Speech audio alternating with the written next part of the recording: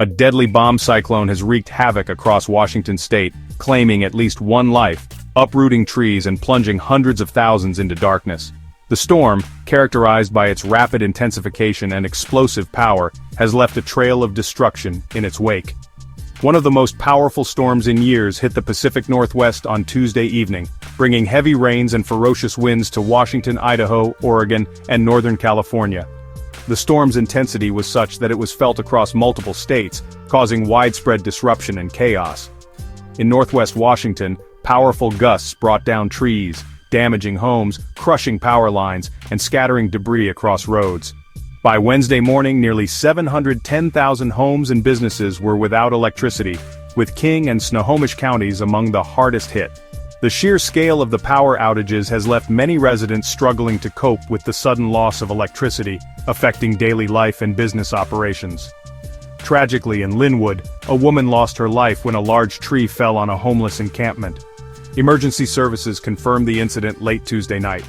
The tragic event highlights the vulnerability of those living without permanent shelter during such extreme weather conditions. In Seattle, a fallen tree trapped a person in their vehicle, but they were rescued by firefighters. Authorities continue to urge residents to stay indoors. The swift response of emergency services undoubtedly saved lives, but the danger remains high as the storm's aftermath continues to pose risks. Local officials issued warnings to shelter in place as fallen trees and live wires made roads impassable. Stay home and stay safe, Snohomish Regional Fire and Rescue posted on social media, alongside images of storm-damaged areas. The community has been urged to heed these warnings to prevent further casualties and ensure their safety. The storm's impact was far-reaching.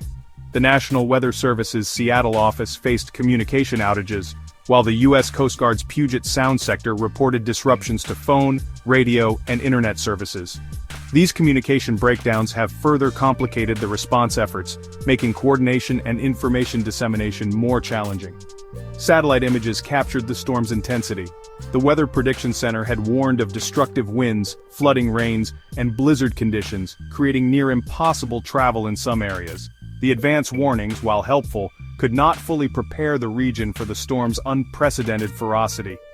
With wind gusts reaching up to 65 miles per hour and heavy snowfall blanketing mountain passes, the Pacific Northwest continues to grapple with the aftermath of this catastrophic storm.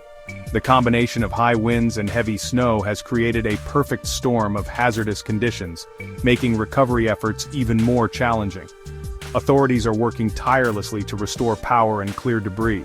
Crews are out in force, working around the clock to repair downed power lines and remove fallen trees from roads and properties.